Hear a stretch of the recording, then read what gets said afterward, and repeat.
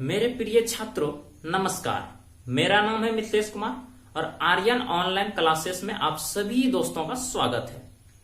दोस्त, आज जो हम इस वीडियो में डिस्कशन करने वाले हैं मिरर फॉर्मूला के बारे में, दर्पण सूत्र, वो भी प्रूफ के साथ। क्या होता है दर्पण सूत्र? तो 1/f बराबर, यहां देखिए फ्लैश हो रहा है, 1/f बराबर 1/v प्लस 1/u। इसके बारे में आज हम पूरा कंप्लीट जानकारी आपको बताएंगे कि दर्पण सूत्र कैसे निकाला जाता है।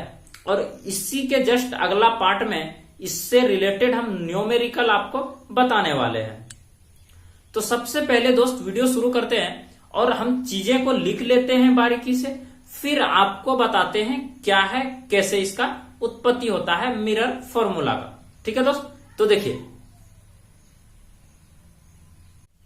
देखिए दोस्त, अब हम आपको समझाते हैं बारीकी से क्या चीज लिखे हुए हैं इसमें, पूरा कंप्लीट जानकारी आपको देते हैं। देखिए, सबसे पहले आप इस फिगर को समझ लीजिए। सबसे पहले एक अवतल दर्पण लिया गया है, जी बिल्कुल लिया गया है। इस अवतल दर्पण में ये वस्तु रखा गया है, ये ए बी जो दिख रहा है ना, ये आप लोग को ये वस्तु है। ए बी वस्तु जो है, इसके जस्ट ये मुख्य अक्ष है अपना, ये अपना क्या है, मुख्य अक्ष है। ये मुख्य अक्ष के समांतर इस किरण को भेजे।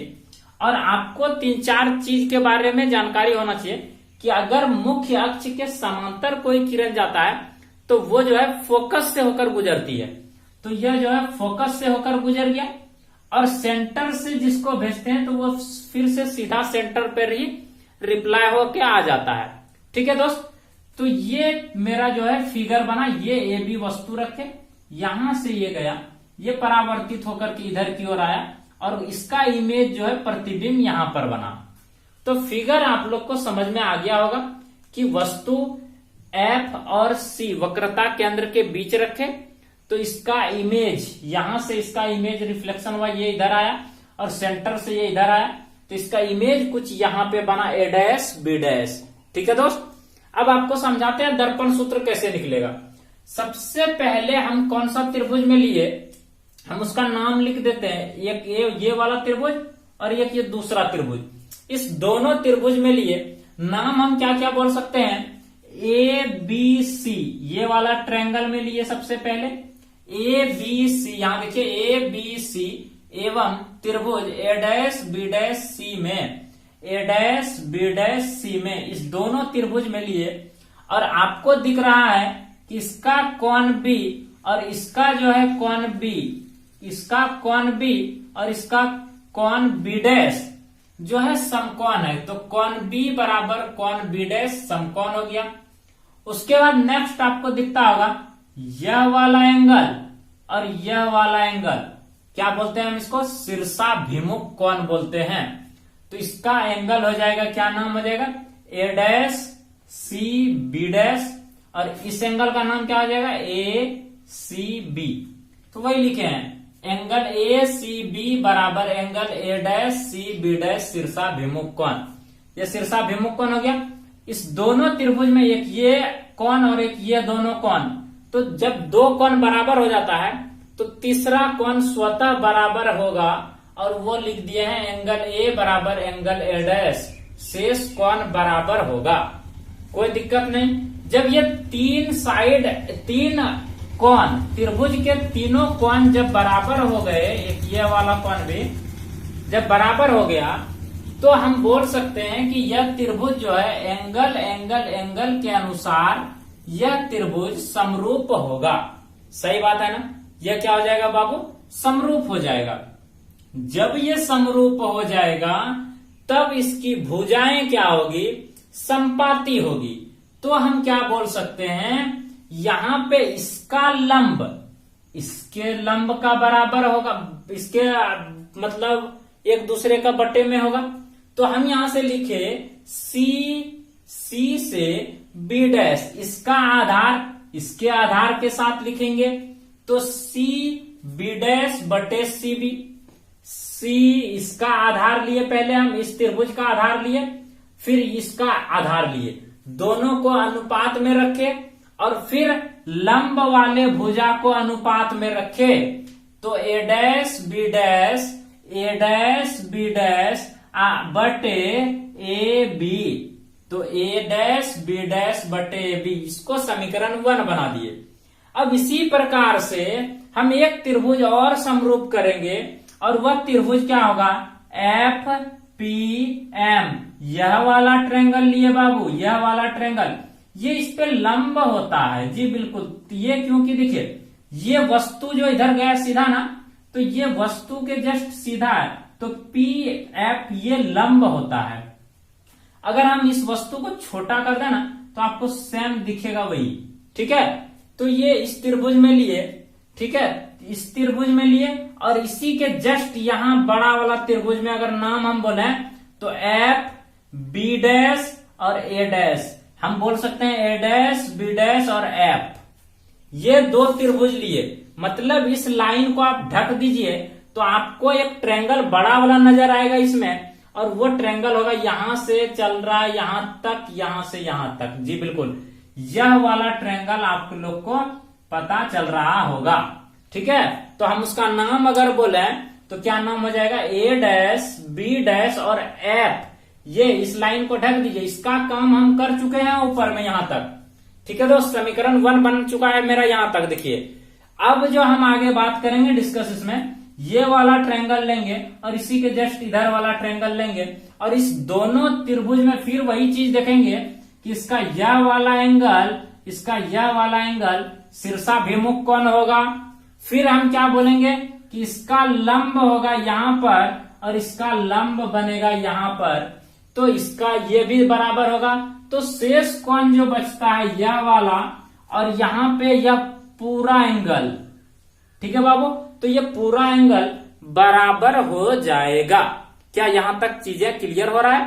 तो हम डायरेक्ट यहां पे लिख देंगे, उतना नहीं करेंगे, डायरेक्ट लिखेंगे इसी प्रकार ए डैश बी डैश एफ, ए डैश बी डैश एफ त्रिभुज जो है उधर वाले त्रिभुज क्या, एफ पी एम दोनों आपस में समरूप हो जाएगा। किस समरूपता कसौटी से, एंगल एंगल एंगल के अनुसार ये बराबर हो जाएगा।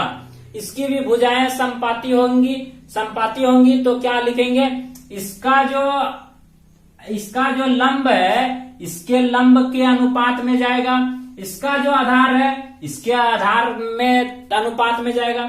तो हम सेम नीचे भी वही लिखे हैं, यहाँ पे लिखे हैं एफ बी डैश। आप देख लीजिए एफ से बी डैश लिया गया है, अर्थात इसका आधार, तो इस आधार के अनुपात में जाएगा, तो एफ पी हो जाएगा। अब बराबर में उसका लंब, इसका लंब के अनुपात में जाएगा, तो ए डैश बी डैश बटे पी एम, ये हो गया। अब आपको ध्यान में रखना है क्या चीज, वो देखो यहां पे हम देख रहे हैं कि पी एम जो है क्या दोस्त, पी एम, पी से एम, क्या हम कह सकते हैं पी से एम जो है ये सीधा जा रहा है समांतर में, तो क्या ए बी का ही डिस्टेंस है वो, है ना। तो हम यहाँ पे क्या किए, पीएम के जगह पे सिर्फ ए बी रखे हैं और हम कोई चेंज नहीं किए हैं। पीएम के जगह पे ये रखे हैं, बाकी एज इट इज ही उतार दिए हैं यहाँ पे, सिर्फ इसके जगह पे यह मान किए। आप लोग यहाँ पे ब्रैकेट में लिख सकते हैं चूंकि पी एम बराबर ए बी, ठीक है दोस्त। तो ये हम किए हैं यहाँ पे। अब उसके बाद आप गौर से देखिए, इसको समीकरण बना दीजिए 2 और समीकरण 1 और 2 को कंपेयर कीजिए, तो इसका यह वाला पार्ट और यह वाला पार्ट क्या बराबर दिख रहा है ना आप लोग को। जब यह दोनों पार्ट बराबर दिख रहा है तो इसका इधर वाला पार्ट मतलब एलएचएस के साथ बराबर नहीं हो जाएगा, हो जाएगा। तो हम यहाँ पे वही काम कर दिए हैं, दोनों को बराबर कर दिए। अब बराबर करने के बाद क्या हुआ दोस्त, सबका मान पुट कर दिए। अब कुछ नहीं करना है। एक चीज इंपॉर्टेंट चीज आपको यह ध्यान रखना है कि देखिए जब आपतित किरण के अगर इधर आता है कोई किरण ना, आपतित किरण से जस्ट इधर कोई किरण अगर कोई भी डिस्टेंस हम ले लें वस्तु की दूरी वगैरह, तो वह हमेशा ऋणात्मक होगा। क्या होगा दोस्त, हमेशा क्या होगा, ऋणात्मक होगा, ठीक है। तो देखिए ये ऋणात्मक होगा इधर जितना भी डिस्टेंस लेंगे, तो ये अपना जो है हम आपको बता देते हैं, इस बीच की दूरी को हम बोलेंगे एफ, इस बीच की दूरी को हम बोलेंगे एफ।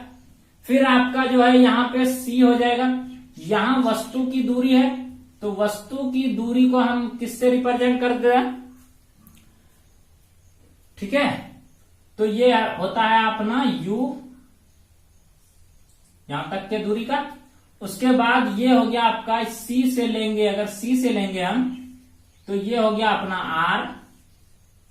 और यहां से अगर लिया जाए, कहां से, यहां से अगर लिया जाए तो ये पूरा डिस्टेंस जो अपना होता है बालक, वो होता है अपना v, ठीक है। तो ये अपना v होता है।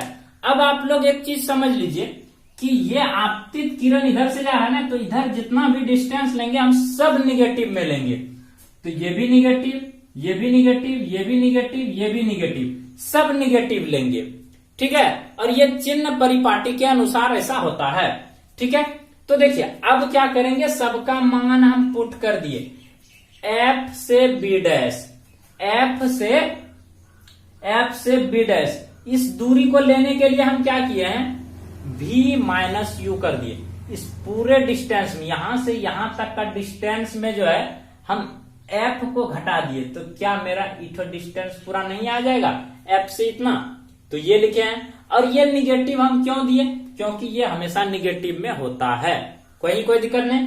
अब हम फिर क्या किए हैं, f से p, f से p तो f मेरा है ही, माइनस में f लिए। उसके बाद C से B दूरी लिए हैं, तो इसको हम क्या माने हैं, R ना। तो R में हम घटा दिए किसको, V को, V में हम घटा दिए R को। तो मेरा ये वाला डिस्टेंस निकला ना, C से B डैश, ये वाला डिस्टेंस हमें निकालना है, ये वाला डिस्टेंस। तो हम पूरा डिस्टेंस में यहां तक का दूरी को घटा दिए, तो V माइनस R कर दिए, हो गया। ये जो आगे माइनस दिख रहा है ना सबका आगे में, ये निगेटिव है, ये निगेटिव साइन हम पुट किए हैं, ठीक है दोस्त। सीबी को भी क्या लिख दिए, r माइनस यू लिख दिए, r माइनस यू लिख दिए, सीबी डिस्टेंस निकल गया।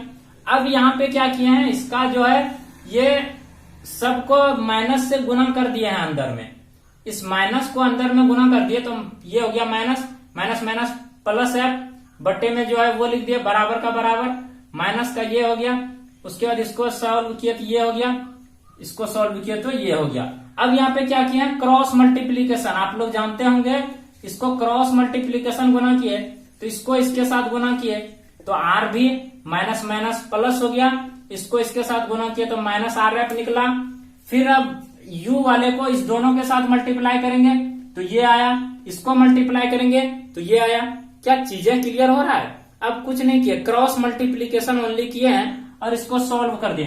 क्रॉस मल्टीप्लीकेशन करने के बाद ये आएगा मेरा, इसमें से जो कटने वाला है आप काट दीजिए उसको, माइनस आर एफ कट रहा है, माइनस आर एफ कट गया तो आर एफ खत्म हो गया, जो बचा उसको एज इट इज लिख दीजिए। अब यहाँ पे एक चीज आपको गौर करना है कि यहाँ जो आर है ना, तो आर बराबर हम जो है इसके जस्ट पिछले वाले वीडियो में बताए थे, आर और एफ के बीच संबंध, कोई भी गोली दर्पण है, आर और एफ के बीच में संबंध क्या है वह चीज के बारे में हम बताए थे।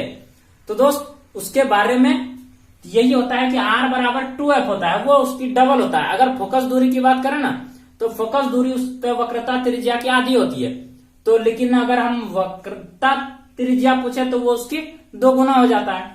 तो यहाँ पे 2f लिख दिए और v का v एज इट इज सम उतार दिए। अब इस पार्ट को इस पार ले गए, इस पार ले आए और इस पार में क्या किया, उसको घटा दिए तो माइनस बच गया ये एफ भी।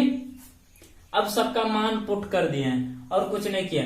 और इस सब में क्या करना है, आपको भाग लगा देना है। किससे भाग लगाना है, एफ वी यू से भाग लगा देना है सब में। इसके भी नीचे आ जाएगा एफ वी यू, इसके भी नीचे एफ वी यू, इसके भी नीचे एफ वी यू।